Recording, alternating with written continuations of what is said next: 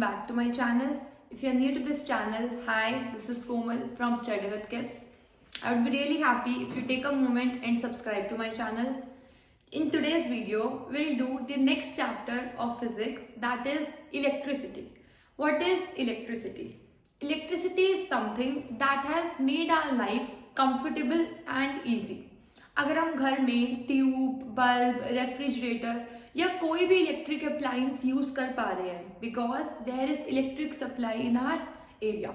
अगर electric supply cut off हो जाए तो हम कोई भी अपने डिवाइस को यूज नहीं कर पाएंगे. So today we will start the chapter electricity. So let's get started. Electricity हम कब बोलेंगे कि करंट है और करंट नहीं है? इलेक्ट्रिसिटी में basically we talk about electric current. Electric current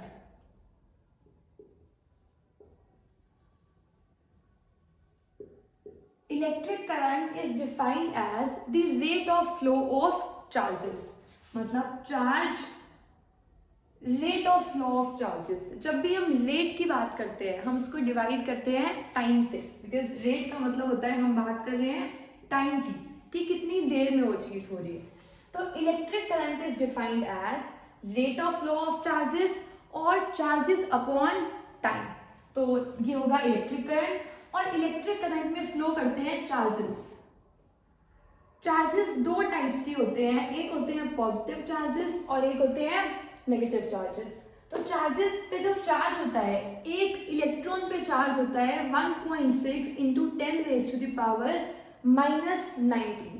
हम साथ साथ हर क्वांटिटी की यूनिट भी डिस्कस करेंगे because it can be directly asked in exam. What is the unit of electric current? Electric current की यूनिट होती है ampere.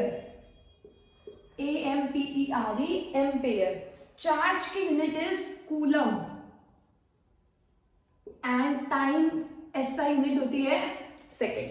So electric current is said to be 1 ampere when 1 coulomb of charge flows in 1 second. जब एक coulomb charge एक second में कहीं से flow करेगा तो उसे हम बोलेंगे करंट कितना है उस वायर में, 1 एम्पियर. कि अगर मान लो ये एक वायर है, अब यहाँ पर चार्ज फ्लो कर रहा है, एक चार्ज फ्लो कर रहा है 1 सेकेंड में. अगर एक चार्ज फ्लो कर रहा है 1 सेकेंड में तो वहां पर करंट भी कितना होगा, 1 एम्पियर. एम्पियर के लिए हम यूज करते हैं A. जैसे करंट को हम रिप्रेजेंट करेंगे by I, charge is represented by Q and time by T. So formula becomes I equals to Q upon T. और चार्जेस दो टाइप्स के होते हैं, पॉजिटिव और नेगेटिव चार्जेस. जो चार्जेस फ्लो करते हैं किसी सर्किट में वो होते हैं नेगेटिव चार्जेस यानी electrons. So current is said to be 1 ampere when 1 coulomb of charge flows in 1 second. अब करंट फ्लो करेगा कब? मतलब जब चार्ज फ्लो करेंगे. चार्ज फ्लो करने के लिए क्या चाहिए होगा? वी नीड सेल और बैटरी. अगर हम नॉर्मल किसी वायर को रखें अपने सामने और उसे टच करें, हमें कोई भी करंट फील नहीं होता. नॉर्मल एक वायर पड़ी है, आपको क्या लगता है आप उसे टच करोगे आपको उससे करंट लग जाएगा? नहीं लगेगा. तब तक उसमें से करंट पास नहीं होता जब तक हम उसे कनेक्ट ना कर दे सेल या बैटरी से. This is the symbol for sale. ये होता है positive terminal and this is the negative terminal. तो एक है पॉजिटिव टर्मिनल और एक है नेगेटिव टर्मिनल. जब तक हम सेल कनेक्ट नहीं करेंगे करंट फ्लो नहीं करेगा. करंट नहीं होगा मतलब चार्जेस फ्लो नहीं करेंगे. चार्जेस को फ्लो करने के लिए सेल और बैटरी चाहिए. सेल और बैटरी के आने से होता क्या है, मैं आपको एक एग्जांपल देके समझाती हूँ.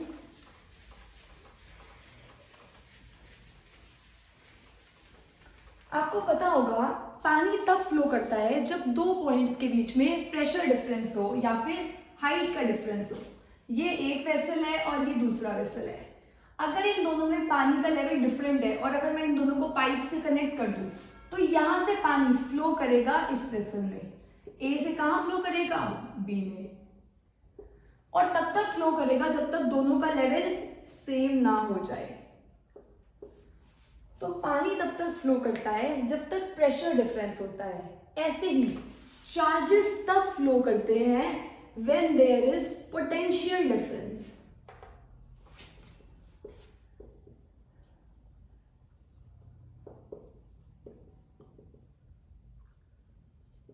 So now we know likewise for water to flow we need height difference. So for charges to flow we need potential difference. और potential difference ही कौन provide करता है? सेल या फिर बैटरी. मतलब अगर हम ध्यान से देखें तो जब चार्जेस फ्लो करेंगे तब क्या होगा? करंट. और चार्जेस को फ्लो करने के लिए क्या चाहिए? Potential difference. और पोटेंशियल डिफरेंस का प्रोवाइडर कौन है? सेल या फिर बैटरी. सेल और battery provides potential difference. Potential difference is required for charges to move. And जैसे ही चार्जेस फ्लो करेंगे किसी वायर में से, उस वायर में क्या होगा? करंट. बेसिकली करंट के लिए हम क्या कनेक्ट कर देते हैं? सेल और बैटरी. जब भी हम वायर को सेल और बैटरी से कनेक्ट करेंगे तो उसमें क्या फ्लो करेगा? करंट.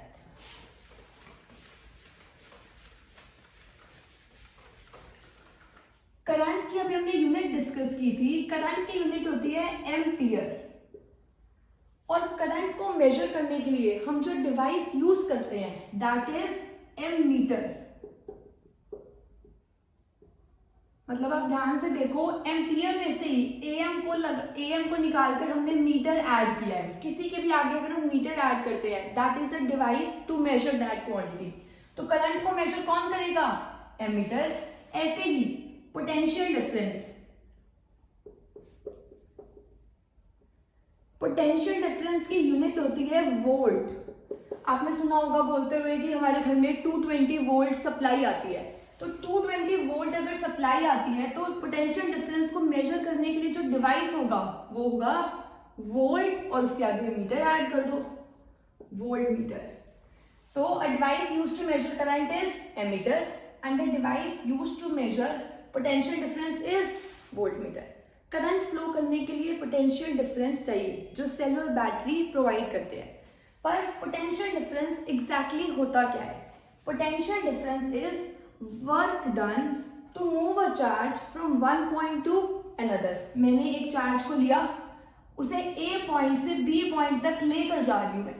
लेकर जाने में मुझे जो काम करना पड़ेगा वही काम क्या होगा? Potential difference. पोटेंशियल डिफरेंस का symbol is V. So V would be equal to work done per unit charge. Potential difference between 2 points is defined as the work done to bring or to move a unit positive charge from one point to another. एक positive charge या एक coulomb charge को एक point से दूसरे point तक ले जाने में जो काम करना पड़ेगा वो क्या होता है? Potential difference. और अगर ये ए पॉइंट बहुत दूर हो, मतलब कहां पर हो? इंफिनिटी पे, बहुत दूर. अगर मैं इस क्यू चार्ज को इंफिनिटी से एक पॉइंट पे ला रही हूं तो दैट बिकम्स इलेक्ट्रिक पोटेंशियल. मतलब पोटेंशियल तब होगा जब एक पॉइंट इंफिनिटी हो और दूसरा कोई पॉइंट हो. और अगर दोनों पॉइंट्स बहुत पास हैं तो क्या होगा? Potential difference. और दोनों की जो यूनिट होती है that is same and that is volt. So ammeter is used to measure current, voltmeter is used to measure potential difference. voltmeter हम हमेशा कनेक्ट करते हैं पैरेलल में and ammeter is always connected in series.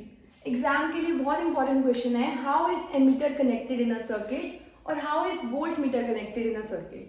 ammeter connect होता है series में और voltmeter connect होता है पैरेलल में. सीरीज का मतलब होता है एक लाइन में, मतलब ये एक लाइन है, यहाँ पर हम क्या कनेक्ट कर सकते हैं? एमीटर. एमीटर का सिंबल होता है एक सर्कल ड्रॉ करके आपको ए ड्रॉ करना है तो ये क्या हो गया? एमीटर. और अगर आपको वोल्ट मीटर कनेक्ट करना है, अगर ये वायर है तो आपको इसके पैरेलल में वोल्ट मीटर लगाना होगा. वोल्ट मीटर का सिंबल होगा, एक सर्कल ड्रॉ करना है, उसमें क्या आएगा? V. तो वोल्ट मीटर लगता है पैरेलल में. आपको पता होगा पैरेलल लाइंस ये होती हैं. तो जो पैरेलल में लगता है वो कौन सा डिवाइस होता है? वोल्टमीटर. और जो सीरीज में लगता है वो कौन सा डिवाइस होता है? Ammeter. So I hope you are clear with electric current, potential and potential difference. Charges तब फ्लो करते हैं जब चार्जेस फ्लो करेंगे तो करंट होगा. चार्जेस तब फ्लो करते हैं जब पोटेंशियल डिफरेंस हो. और पोटेंशियल डिफरेंस को मेंटेन करने के लिए वी यूज सेल और battery.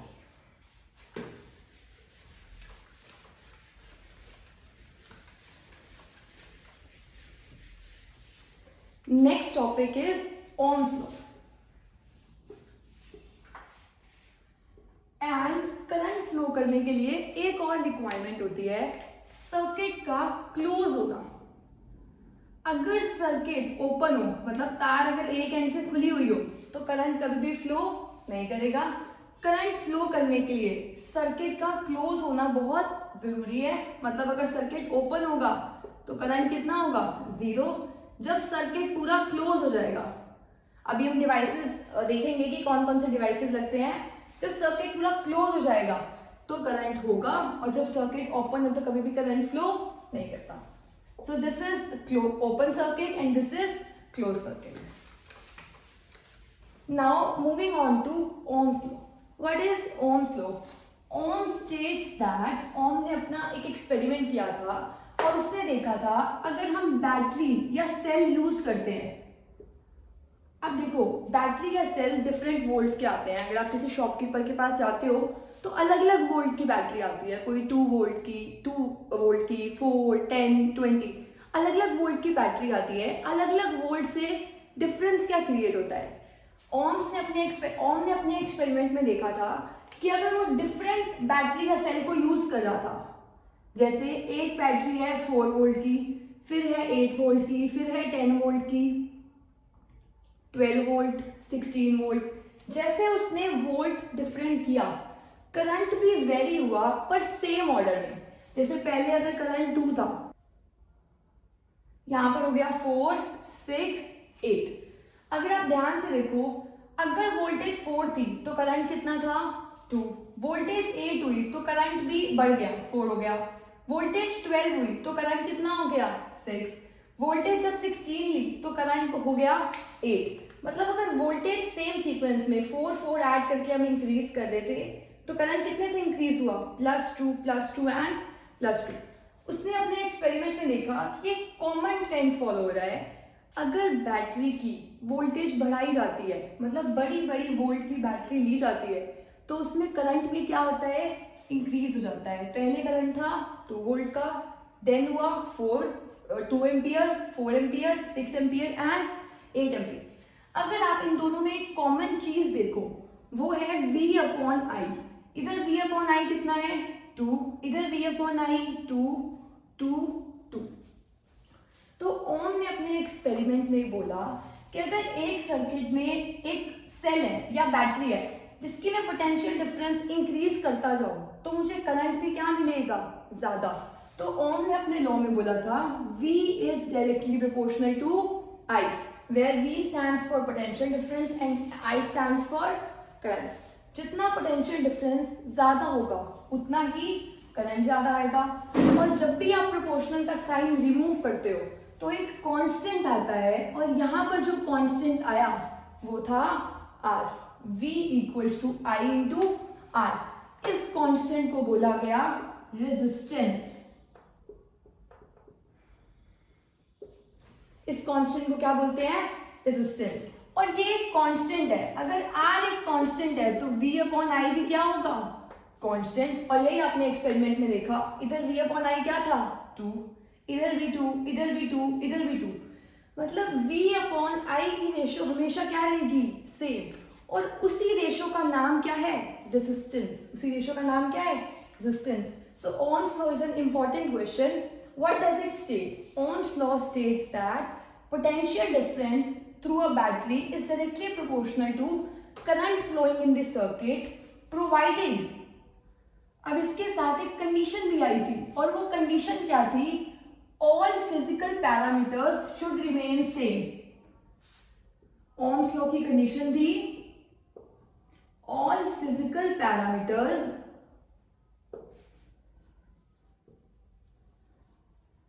like temperature and pressure should remain same. मतलब V तब तक I के साथ बढ़ेगा जब तक टेम्परेचर और प्रेशर कांस्टेंट रहेंगे. अगर टेम्परेचर और प्रेशर कांस्टेंट ना रहे तो इनकी रेशो भी ऐसे सेम नहीं आएगी. सो आपको ओम्स लॉ में ये भी डिफाइन करना है एंड कंडीशन में लिखनी है कि provided all the physical parameters like temperature and pressure remains constant. Now will discuss about resistance कि रेजिस्टेंस है क्या.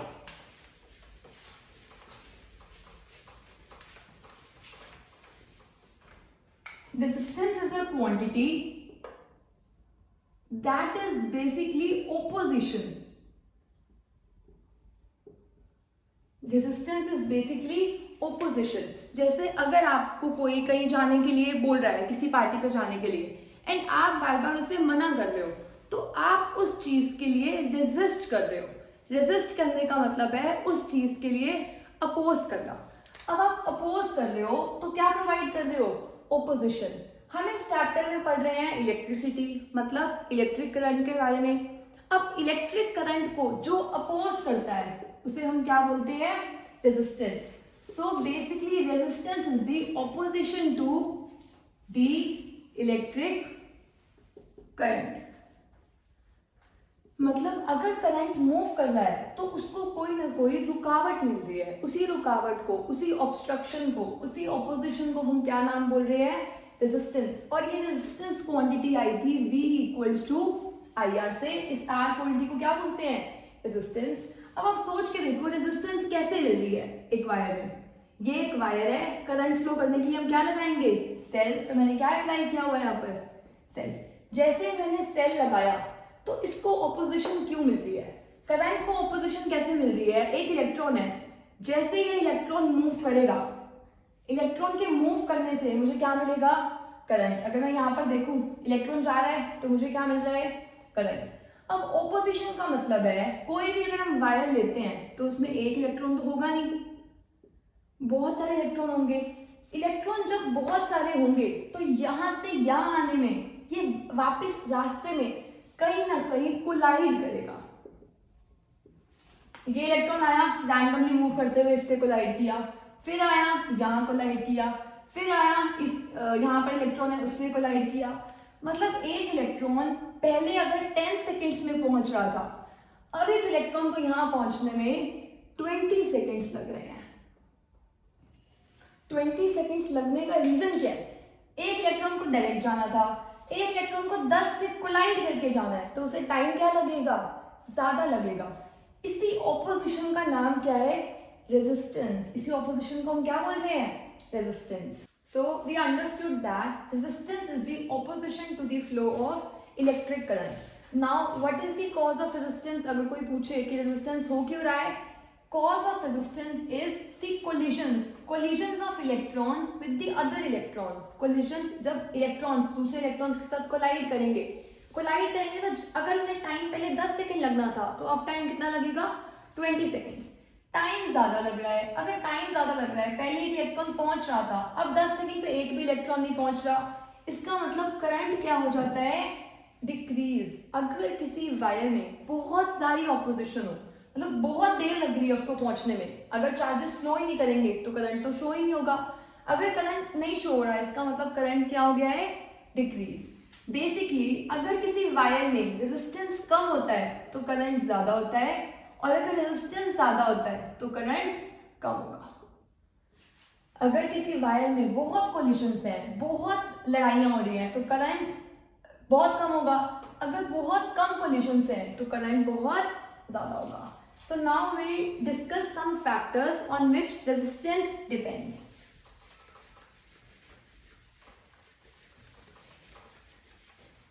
अब एक मिसकंसेप्शन मैंने हर एक के दिमाग में देखा है कि अगर formula V upon I equals to R है तो सबको लगता है कि रेजिस्टेंस डिपेंड करता है V पे और I पे. कि फॉर्मूले में आपको दिख रहा है V बढ़ेगा तो R बढ़ना चाहिए, या I कम होगा तब भी R बढ़ना चाहिए. पर ये बिल्कुल गलत है. ऐसा कभी भी नहीं होता, क्योंकि अगर वोल्टेज डबल हो जाएगी तो करंट भी डबल हो जाएगा, ताकि रेजिस्टेंस अभी भी क्या रहेगा? सेम. अगर वोल्टेज ट्रिपल हो गई तो करंट भी ट्रिपल हो जाएगा, ताकि रेजिस्टेंस क्या रहे? सेम. तो बेसिकली रेजिस्टेंस ना ही वोल्टेज पे डिपेंड करता है और ना ही करंट पे डिपेंड करता है. तो रेजिस्टेंस किस पे डिपेंड करता है? रेजिस्टेंस डिपेंड करता है कुछ अलग फैक्टर्स पे. First factor is length of wire. अब देखो, अगर ये एक वायर है अब आप सोच के देखो, एक जर्नी है जिसमें आपको आना है बहुत पास, मतलब एक ये डिस्टेंस है ए और एक ये डिस्टेंस है बी। अगर आपको बहुत एक सिटी से, मतलब एक ही सिटी से दूसरी सिटी में जाना है तो वो बहुत पास है। और अगर आपको एक कंट्री से दूसरी कंट्री में जाना हो और वो 2 पॉइंट्स हो, मतलब एक में आपका डिस्टेंस बहुत कम है और एक में आपका डिस्टेंस बहुत ज्यादा है। जब आपका डिस्टेंस लंबा होगा तो कोलिजन मिलने के या ट्रैफिक मिलने के ट्रैफिक होगा तो कोलिजन्स होंगी। कोलिजन्स होने के चांसेस बहुत बढ़ जाते हैं। अगर आपको एक बस स्टॉप से दूसरे बस स्टॉप तक जाना है जिनका डिस्टेंस ऑलमोस्ट सिर्फ 1 किलोमीटर है तो आपको कम रेजिस्टेंस मिलेगा। अगर आपको 1000 किलोमीटर जाना है, 1000 किलोमीटर में जो कोलिजन्स होंगी वो बहुत ज्यादा होगी। इसका मतलब रेजिस्टेंस तब बढ़ता है जब लेंथ बढ़ती है। अगर डिस्टेंस ज्यादा होगा तो कोलिजन्स भी ज्यादा होंगी, डिस्टेंस कम होगा तो कोलिजन्स कम होंगी। सो आई होप आपको फर्स्ट फैक्टर क्लियर होगा। लेंथ बढ़ेगी तो रेजिस्टेंस बढ़ेगा, डिस्टेंस बढ़ेगा तो कोलिजन्स बढ़ेंगी, तो रेजिस्टेंस इंक्रीज होगा। Second factor is area of cross section.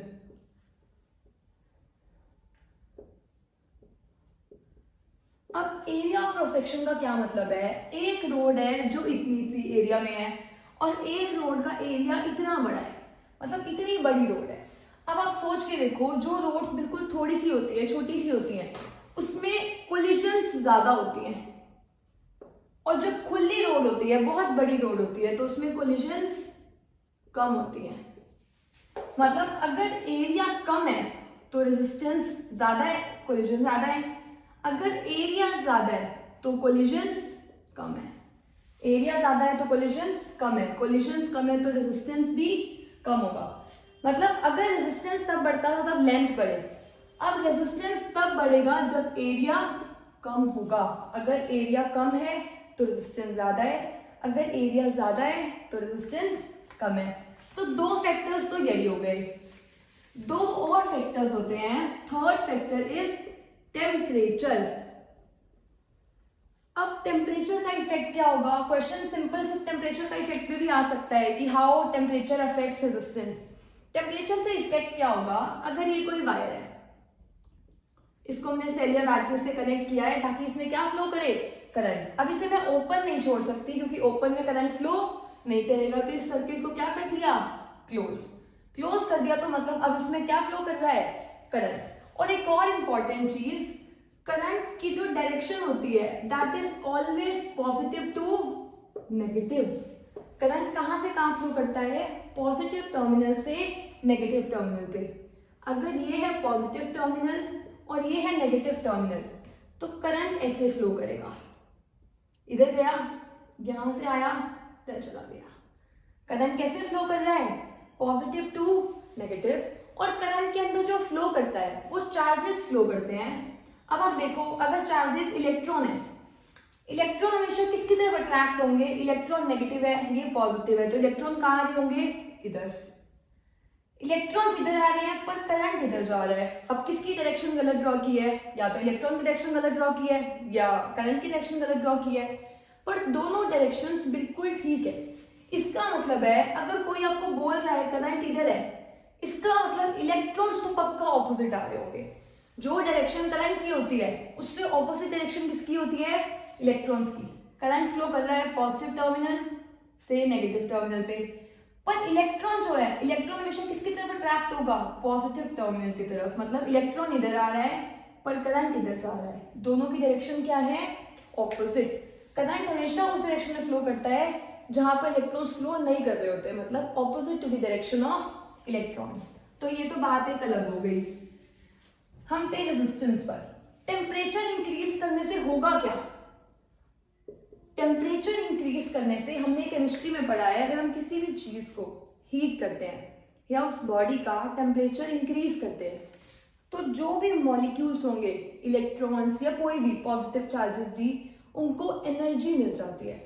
और जब भी किसी को एनर्जी मिलती है तो वो वाइब्रेट करते हैं, और वाइब्रेट करेंगे तो और कोलाइड करेंगे, और कोलाइड करेंगे तो रेजिस्टेंस इंक्रीज होगा।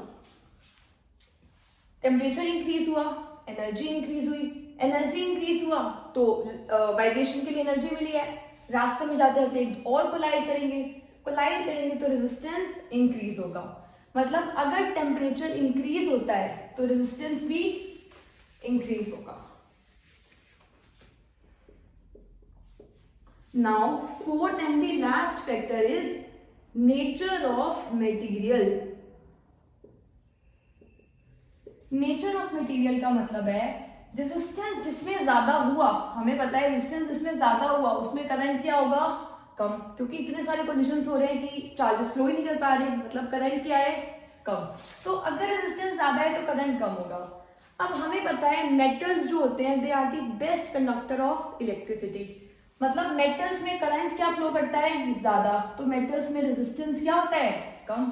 तो नेचर ऑफ द मटेरियल पे भी डिपेंड करेगा कि आप वायर कौन सी ले रहे हो, मेटल की वायर ले रहे हो, नॉन मेटल की वायर ले रहे हो, हर वायर के लिए रेजिस्टेंस अलग होगा। So we have discussed 4 factors on which resistance depends. Length बढ़ेगी, मतलब बहुत लंबा रास्ता है तो कोलिजन के चांसेस बढ़ गए, रेजिस्टेंस बढ़ गया। अगर एरिया कम है, छोटी सी है रोड है, तो उस पर कोलिजन के चांसेस बढ़ जाएंगे, मतलब रेजिस्टेंस बढ़ जाएगा। टेम्परेचर इंक्रीज हुआ, मतलब मॉलिक्यूल्स को इतनी एनर्जी मिली है कि वो क्या करेंगे, कोलाइड करेंगे, रेजिस्टेंस इंक्रीज हो जाएगा। नेचर ऑफ द मटेरियल का मतलब है अगर मटेरियल किस मटेरियल का कोई भी वायर बनी हुई है, कॉपर की बनी हुई है, एल्यूमिनियम की बनी हुई है, हर एक के लिए रेजिस्टेंस की वैल्यू क्या होगी, डिफरेंट। अब अगर हम इन 2 पैरामीटर्स को कंबाइन करें तो रेजिस्टेंस, अगर लेंथ बढ़ती है तो रेजिस्टेंस बढ़ता है, और अगर एरिया बढ़ता है तो रेजिस्टेंस कम होता है। इन दोनों को कंबाइन करने के बाद R is directly proportional to L upon A, और जब भी प्रोपोर्शनल का साइन रिमूव होता है तो एक कांस्टेंट आता है। यहां पर जो कांस्टेंट आएगा उसे बोलते हैं rho, this is known as RHO। इसका जो नाम होता है वो होता है रेजिस्टिविटी, इसका नाम क्या होता है, रेजिस्टिविटी। रो इस सिंबल को बोलते हैं, जैसे हम इस सिंबल को सिग्मा बोलते हैं, या हायर क्लासेस में देखोगे, और इस सिंबल का नाम ही क्या होता है, रो। तो R is directly proportional to L, R is inversely proportional to A, दोनों को कंबाइन करके ये आ गया, तो R की वैल्यू आई rho L upon A, where rho is resistivity of the material. तो अगर आप ध्यान से इसमें एक और चीज देखो, मैंने आपको फैक्टर्स बताए 4, फॉर्मूले में पुट कर दिए 2, क्या मतलब है, 2 कहाँ गए, टेम्परेचर और नेचर कहाँ गया। जो मैं आपको बता रही हूँ एक कांस्टेंट है रेजिस्टिविटी, रेजिस्टेंस इन चारों फैक्टर्स पे डिपेंड करता है, पर जो रेजिस्टिविटी है वो डिपेंड करती है टेम्परेचर और नेचर ऑफ द मटेरियल पर, क्योंकि R में 4 आने चाहिए थे, 4 पे डिपेंडेंस है इसकी, 2 तो आ गए, लेंथ और एरिया, तो टेम्परेचर और नेचर कहां पर आए, रेजिस्टिविटी में। तो important question for exam, resistivity किन फैक्टर्स पे डिपेंड करती है, temperature as well as nature, कि नेचर किसका कैसे होगा। और जो रेजिस्टिविटी होती है वो मेटल्स की कम होती है और एलॉयज की ज्यादा होती है। मेटल्स की रेजिस्टिविटी कम होने का मतलब है रेजिस्टिविटी कम होगी, रेजिस्टेंस कम होगा, रेजिस्टेंस कम होगा तो करंट मेटल्स में ज्यादा फ्लो करता है। तो basically what are the factors on which resistance depends, length, area, temperature and nature. What are the factors on which resistivity depends, temperature and nature. और इसमें कंफ्यूज करने के लिए जो क्वेश्चन आता है वो ये आता है, एक वायर है, उसकी लेंथ को हमने डबल कर दिया या ट्रिपल कर दिया, अब उसकी रेजिस्टिविटी क्या होगी, there will be no change in the resistivity, क्योंकि मैंने आपको अभी बताया रेजिस्टिविटी तो सिर्फ टेम्परेचर पे डिपेंड करती है, आपने टेम्परेचर तो चेंज किया ही नहीं, ना ही आपने नेचर चेंज किया, क्योंकि वायर का जो नेचर है जिसकी वो बनी हुई है वो अभी भी वही रही, तो रेजिस्टिविटी अभी भी वही रहेगी। लेंथ चेंज करने से क्या चीज चेंज होती है, रेजिस्टेंस। रेजिस्टिविटी एक बॉडी की सेम रहती है, मतलब अगर हम बात करें किसी भी मटेरियल की, कॉपर की 30 डिग्री सेल्सियस पे एक फिक्स वैल्यू होगी रेजिस्टिविटी की, जो ना ही लेंथ से चेंज होगी और ना ही एरिया से चेंज हो गई, प्योर कांस्टेंट होगा इसके केस में। So now we'll discuss few symbols that we'll use in this chapter. First symbol is of cell. मतलब अगर आपको सेल को रिप्रेजेंट करना हो तो एक बड़ी लाइन ड्रॉ करनी है, एक छोटी लाइन. बड़ी लाइन डिनोट करती है पॉजिटिव टर्मिनल एंड छोटी वाली लाइन डिनोट करती है नेगेटिव टर्मिनल को. Battery is a combination of cells. मतलब एक से ज्यादा सेल्स हो जाएंगे तो क्या बन जाएगी? बैटरी. अब एक होता है की ओपन और एक होती है की क्लोज. आपके घर में भी डिवाइसेस के आगे स्विच लगे होंगे. उस स्विच को जब आप क्लोज करते हो मतलब प्रेस करते हो तो वो डिवाइस वर्क करता है, अगर नहीं करते हो तो वो डिवाइस वर्क नहीं करता. ऐसे ही की अगर ओपन होगी मतलब सर्किट ओपन है तो कोई भी करंट फ्लो नहीं करेगा. अगर की क्लोज है तो डॉट शो हुई होगी. इसका मतलब की क्लोज का मतलब करंट फ्लो कर रहा है और की ओपन का मतलब करंट फ्लो नहीं कर रहा. एमीटर का सिंबल हम डिनोट करते हैं सर्कल ड्रॉ करके A, use to measure current. Voltmeter के लिए हम करते हैं V, use to measure potential difference. Galvanometer के लिए हम ड्रॉ करते हैं G. This we will discuss in the chapter magnetic effects of electric current. Switch अगर ओपन होगा तो सर्किट को ओपन कर दो, स्विच अगर क्लोज होगा तो सर्किट को क्लोज कर देंगे. Next is resistor. रेजिस्टर का मतलब वो डिवाइस जो रेजिस्टेंस को प्रोवाइड कर रहा है उसको क्या बोलेंगे? रेजिस्टर.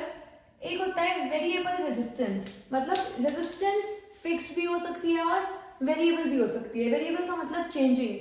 आप अगर स्कूल में एक्सपेरिमेंट करते तो वहां पर रेजिस्टेंस बॉक्स होता है जिसमें आप नॉब्स को निकाल कर रेजिस्टेंस की वैल्यू चेंज कर सकते हो, उसे बोलते हैं variable resistance. Next is wire crossing without joining. मतलब एक वायर यहां से जा रही है, अगली वायर बस उसके ऊपर से रखी हुई है. तो ये वायर, एक वायर ये थी, एक वायर इसको क्रॉस कर लिया है पर इसको ज्वाइन नहीं किए हुए. मतलब दोनों वायर्स को हमने मिलाया नहीं हुआ एक पॉइंट पे, बस वायर ऊपर से जा रही है. एक ये वायर है, एक वायर इसके ऊपर रखी हुई है. तो ये सिंबल होगा वायर क्रॉसिंग विदाउट ज्वाइनिंग का. नेक्स्ट सिंबल है ये हमारा बल्ब का. बल्ब के लिए ऐसे हमें सिंबल ड्रॉ करना है. और ये है हमारा किसी भी इलेक्ट्रिक सर्किट. एक बेसिक इलेक्ट्रिक सर्किट में क्या होगा? बैटरी.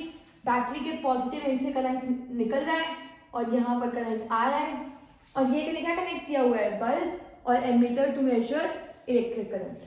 सो आई होप आपको सिंबल्स सारे क्लियर हो गए होंगे.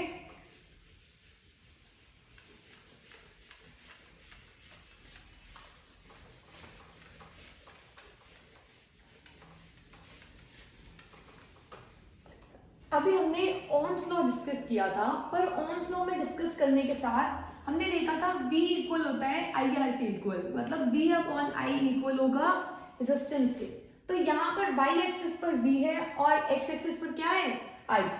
ओम्स लॉ ने बोला था जैसे जैसे पोटेंशियल डिफरेंस इंक्रीज होगा करंट भी इंक्रीज हो जाएगा. तो अगर पोटेंशियल डिफरेंस इंक्रीज हो रहा है तो करंट भी क्या हो जाएगा? इंक्रीज. अगर आपने बेसिक मैथ्स किया है तो आपको पता होगा जो ये इक्वेशन होती है y इक्वल्स टू mx की. अब आप देखो y एक्सिस पे क्या है? v equals to IR. v equals to RI आप लिख सकते हो. y एक्सिस पर क्या है? v. x एक्सिस पर क्या है? करंट. तो m क्या दे रहा है आपको? रेजिस्टेंस. और m होता है slope. Important question for exam. What does slope of VI graph gives? VI graph का जो स्लोप होता है वो आपको क्या देता है? रेजिस्टेंस. मैंने बोल तो दिया कि ये m स्लोप है. स्लोप का मतलब होता है कि कितना इंक्लिनेशन है, मतलब कितना ऊपर है. एक स्लोप ये भी हो सकता है, स्लोप यहाँ पर भी हो सकता है. इसका स्लोप ग्राउंड से बस इतना था, इसको और बढ़ाते बढ़ाते इसका स्लोप इंक्रीज हो गया. मतलब अगर ये R1 है और ये R2 है तो आप देखो कौन ज्यादा ऊपर है, R2 या R1? R1 ज्यादा ऊपर है. ग्राउंड से ये इतने एंगल पे है और ये इससे ज्यादा एंगल पे है. तो जिसका स्लोप ज्यादा होगा उसका रेजिस्टेंस भी ज्यादा होगा, बिकॉज स्लोप गिव्स रेजिस्टेंस. तो जिसका स्लोप ज्यादा होगा उसका रेजिस्टेंस भी इंक्रीज होगा. तो जो रेजिस्टेंस R1 है that is greater than R2. सबसे पहले तो आपको ये बताना चाहिए स्लोप ऑफ VI कर्व से क्या मिलता है. VI curve gives resistance and resistance of R1 is greater than R2.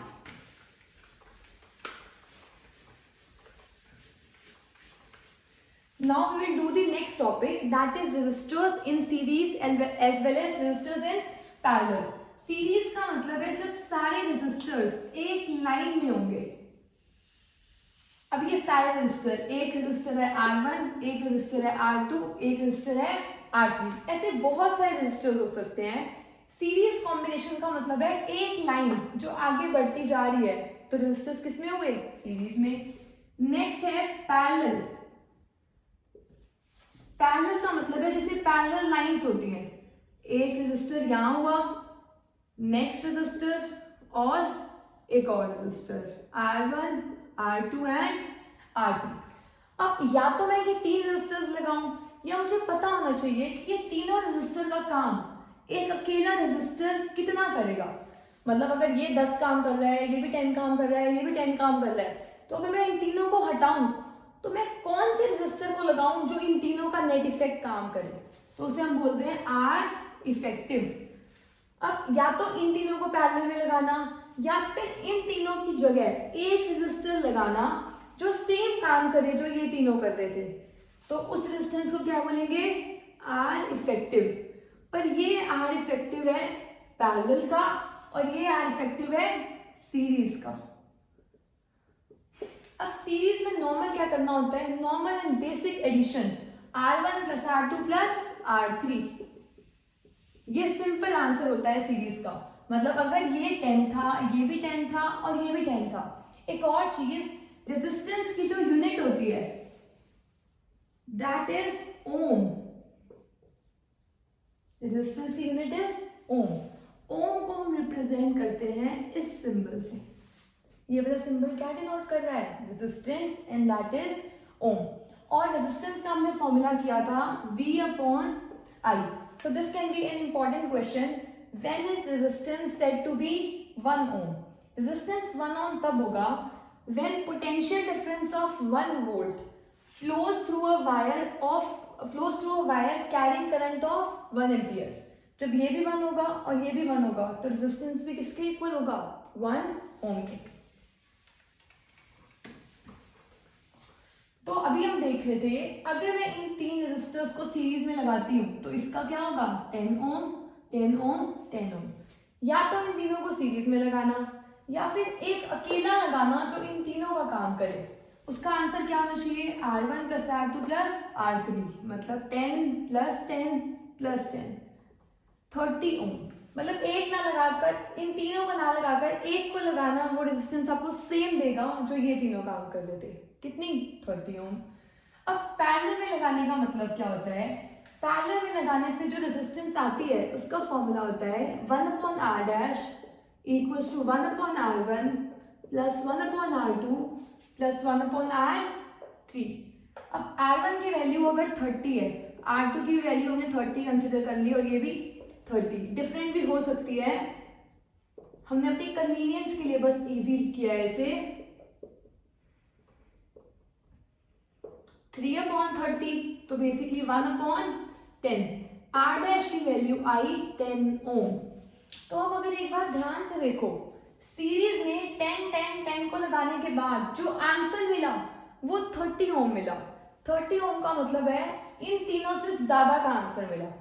अब जब हमने 30 को लगाया पैरेलल में तो जो आंसर मिला वो इन सबसे कम आंसर मिला। क्या आंसर मिला? 10। आप डिफरेंट भी लगा सकते थे, जैसे डिफरेंट लगाओगे तो 2, 3 और 4, 2, 3 और 4 का एलसीएम आएगा 12।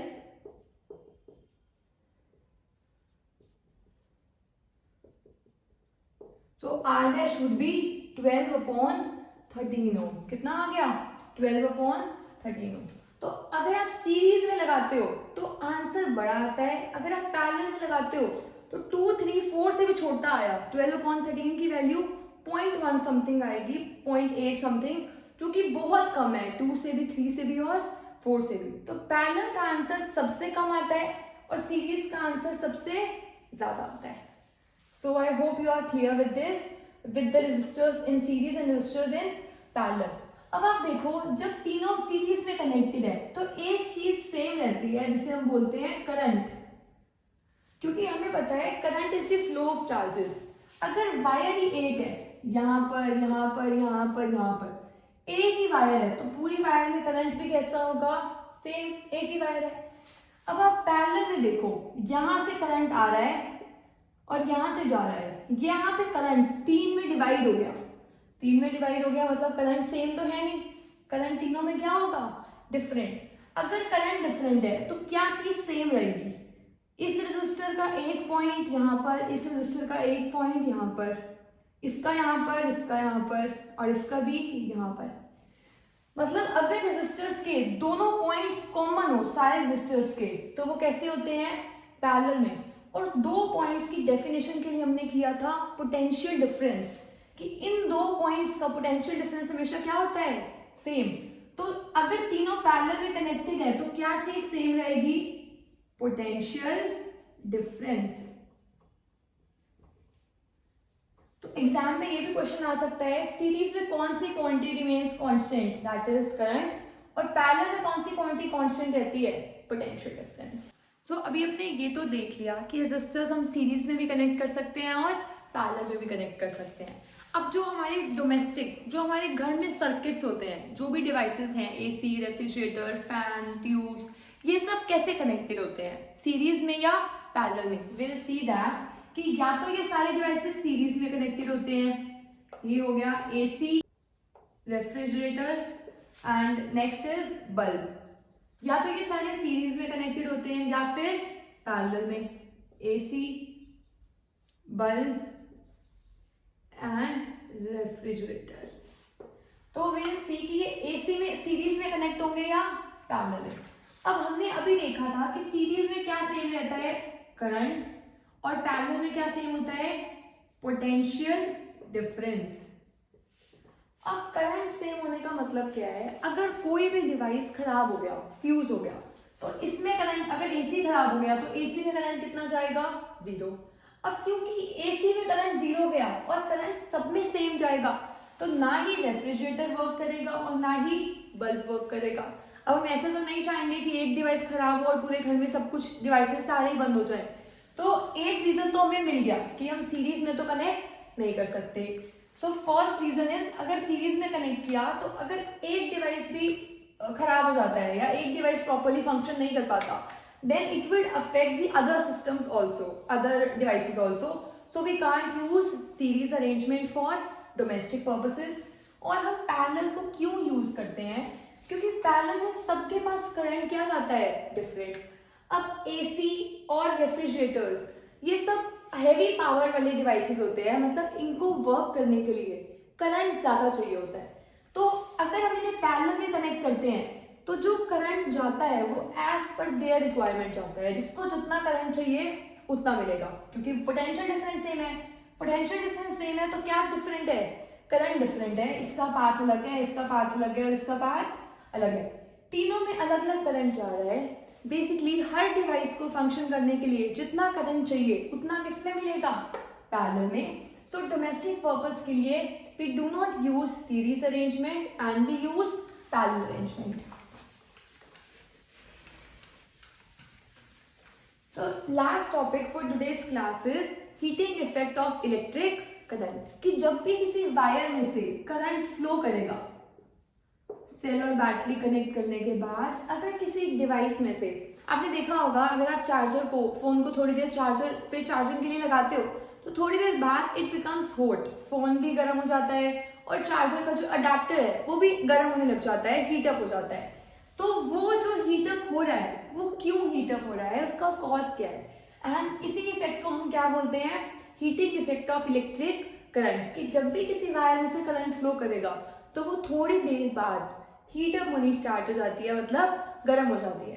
अब हीटअप होने का रीजन क्या है, यहाँ पर इलेक्ट्रॉन है, यहाँ पर भी इलेक्ट्रॉन है। इलेक्ट्रॉन जब मूव कर रहे हैं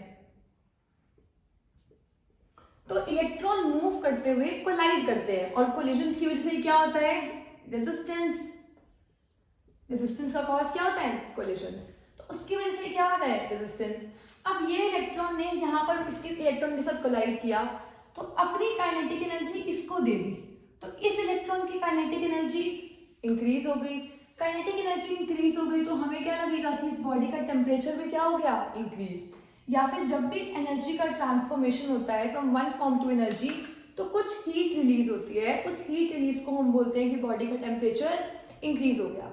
पर चार्जर में जो हीट निकल रही है that is of no use to us, मतलब हम कुछ यूज तो कर ही नहीं पा रहे हैं।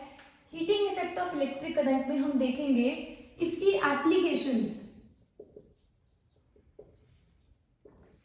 जहां पर एक्चुअली हीटिंग रिक्वायर्ड होती है, मतलब कई जगह जैसे आपको इलेक्ट्रिक गीजर, इलेक्ट्रिक टोस्टर, इन सब में हीट आपको चाहिए। यहाँ पर चार्जर में जो आपको हीट मिल रही है दैट इज यूजलेस, तो हम वो एप्लीकेशंस देखेंगे जहां पर हम इस हीट को यूज कर सकते हैं। और जूल ने अपने लॉ में बोला था, that is Joule's law of heating, he stated that कि जूल्स लॉ ऑफ हीटिंग में स्टेटेड दैट हीट एनर्जी, जो हीट एनर्जी रिलीज होती है that is directly proportional to square of the current flowing.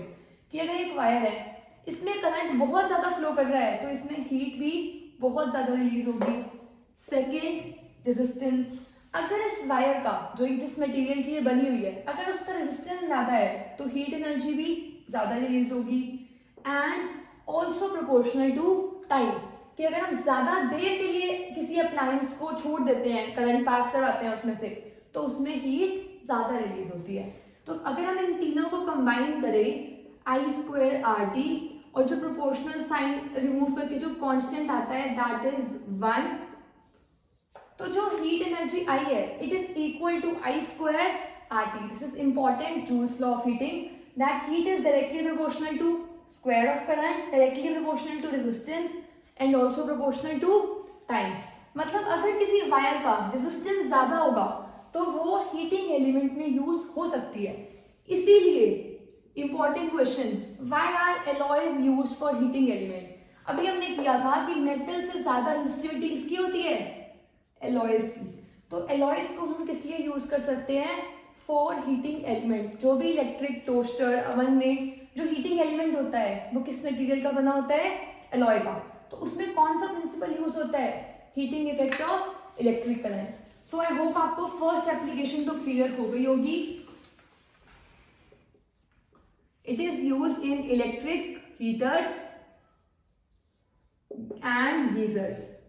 और geysers का जो heating element होता है वो किसका बनाते हैं? Alloys का, because alloys have higher resistivity, higher resistance, और heating effect भी क्या होगा? ज़्यादा। Next device that works on this principle is fuse.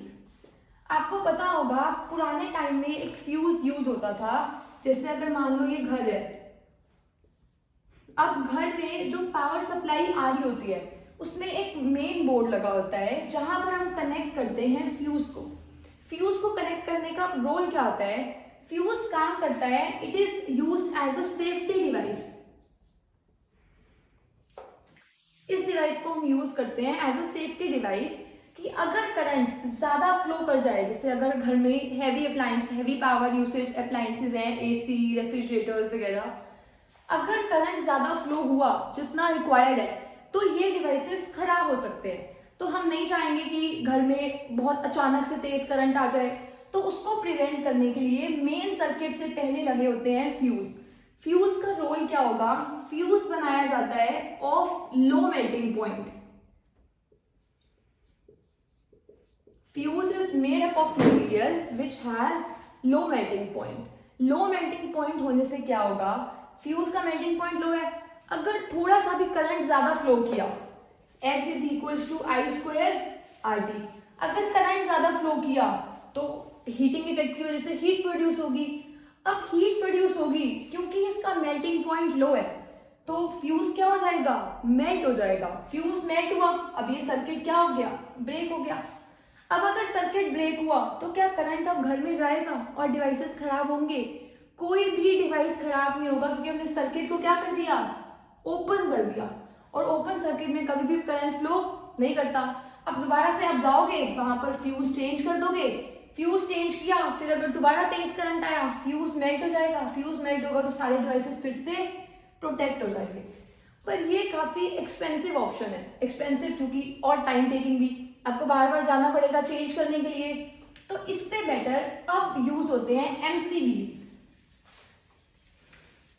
Heating effect की एप्लीकेशन यहीं पर ओवर हो गई थी कि फ्यूज यूज किए जाते हैं for fuse are based on heating effect of electric current. पर अब जो इसका ऑल्टरनेटिव है वो है MCBs. I share the picture of MCB. MCB में क्या होता है कि अगर तेज करंट फ्लो करता है तो एमसीबी नीचे गिर जाता है। एमसीबी अगर नीचे गिर जाएगा तो क्या होगा, आप जाओगे दोबारा से उस एमसीबी को ऊपर कर दोगे, फिर अगर तेज करंट आया फिर से एमसीबी नीचे गिर जाएगा, फिर आप जाओगे उसको एमसीबी को ऊपर कर दोगे। तो इसमें कुछ भी एक्सपेंस नहीं है, आपको बार बार नया नहीं लाना पड़ रहा है एमसीबी। एमसीबी बस नीचे ड्रॉ हो जाता है, आपको उसे ऊपर करना होता है। तो एमसीबी जो वर्क करता है, it works on magnetic effects, जो अभी आपके सिलेबस में नहीं है। आपके सिलेबस में सिर्फ फ्यूज था, and fuse works on heating effect. तो अगर एप्लीकेशंस ऑफ हीटिंग इफेक्ट आई तो first you have to write it is used in electric heaters and geysers, second is fuse, and the third is bulbs. जो पहले के bulb use होते थे जिसमें से येलो लाइट एमिट होती है, जैसे अगर ये बल्ब है तो बल्ब का जो फिलामेंट होता है that is made of tungsten, and tungsten has high melting point. अब टंगस्टन का हाई मेल्टिंग पॉइंट होने से क्या होगा, देखो यहाँ से हमने सर्किट को पूरा कंप्लीट किया हुआ है और यहाँ से हम क्या पास कर देंगे, करंट। जैसे ही करंट पास करेंगे सर्किट कंप्लीट है, तो करंट की वजह से इसमें जो एनर्जी, इलेक्ट्रिकल एनर्जी होती है, that gets converted into light energy as well as heat energy. क्योंकि आप कभी भी उस येलो बल्ब के पास खड़े हो तो आपको वार्मथ फील होगी। वो वार्मथ आती है क्योंकि जो इसकी इलेक्ट्रिकल एनर्जी है वो कुछ लाइट एनर्जी में कन्वर्ट हो जाती है एंड कुछ कन्वर्ट हो जाती है हीट एनर्जी में। तो आप उसके पास जाओगे तो आपको वार्मथ फील होगी। और टंगस्टन जो होता है it has very high melting point. High melting point का पर्पस क्या है, अगर इसका मेल्टिंग पॉइंट लो हुआ तो क्या होगा, H equals to I square R T से अगर करंट फ्लो कर रहा है तो ये हीटअप हो रहा है। अगर ये हीटअप हो रहा है, हीटअप हुआ, अगर इसका मेल्टिंग पॉइंट लो हुआ तो टंगस्टन क्या कर जाएगा, मेल्ट। अगर टंगस्टन मेल्ट कर गया तो सर्किट ओपन हो गया, और ओपन सर्किट में कभी भी करंट फ्लो नहीं करता, तो यहाँ पर करंट फ्लो स्टॉप हो जाएगा। इसलिए जो टंगस्टन मटेरियल, जिस मटेरियल का ये फिलामेंट बनाया जाता है, that is made of tungsten which has very high melting point. और जो इसमें गैसेस इंसर्ट की जाती हैं वो गैसेस इनर्ट गैसेस होती हैं। इनर्ट गैसेस का मतलब है those gases which are highly unreactive. Gases के अनरिएक्टिव होने से क्या होगा, अगर यहाँ पर हम ऑक्सीजन फिल करते, oxygen is highly reactive, tungsten oxygen से रिएक्ट कर जाता और कोई नया सब्सटेंस बन जाता, हमें वो नहीं चाहिए। तो फिलामेंट की लाइफ को बढ़ाने के लिए, to prolong the life of filament,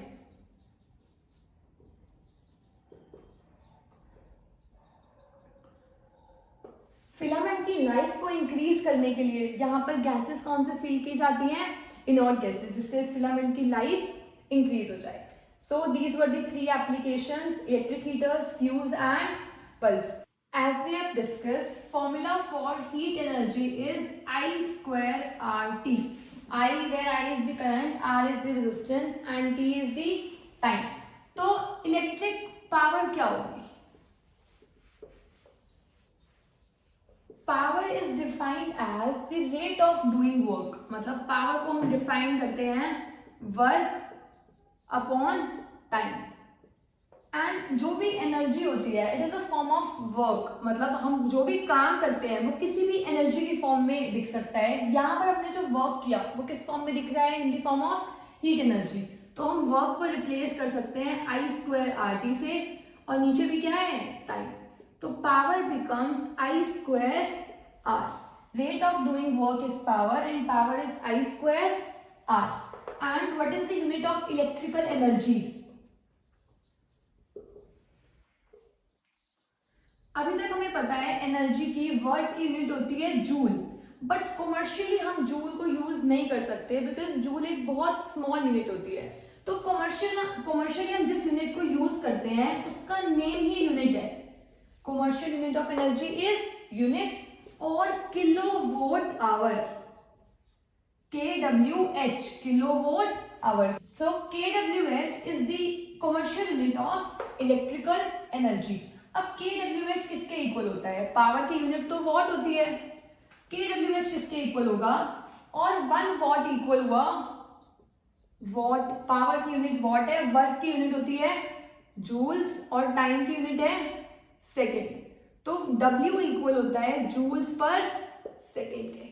तो ये क्वेश्चन भी आ सकते हैं एग्जाम में, what is the relation between W, J and S। So W equals to J second inverse, W equals to J second inverse. And the next is, what is the commercial unit of energy, that is kilowatt hour। K का मतलब होता है 1000, kilowatt hour में K का meaning क्या होगा 1000, and what को हम ऐसे लिखने देंगे। नेक्स्ट इज R, एक आर में 3600 सेकेंड्स होते हैं। कितने सेकेंड्स 3600। सो 1000 और वॉट की वैल्यू होती है joule second inverse into 3600 second. Second से सेकेंड कैंसिल हो गया, दिस बिकम्स 1000 इंटू 3600 और 3.6 into 10 raise to the power 6 joules. तो अगर आपको किलोवाट आवर में एनर्जी कमर्शियल यूनिट बतानी हो एनर्जी की, तो किसके इक्वल होगी किलोवाट आवर के, और आपको उसका कन्वर्जन भी पता होना चाहिए कि वो कितने जूल्स के इक्वल होता है। So 1 kilowatt hour is equal to 3.6 into 10 raised to the power 6 joules. So this was all about today's class. I hope you liked the video, and if you did, please share this video with your friends as well. You can comment down below if you have any doubts related to this whole chapter. I'll be there to answer them. Thanks for watching. I hope you all have a very nice day. Thank you.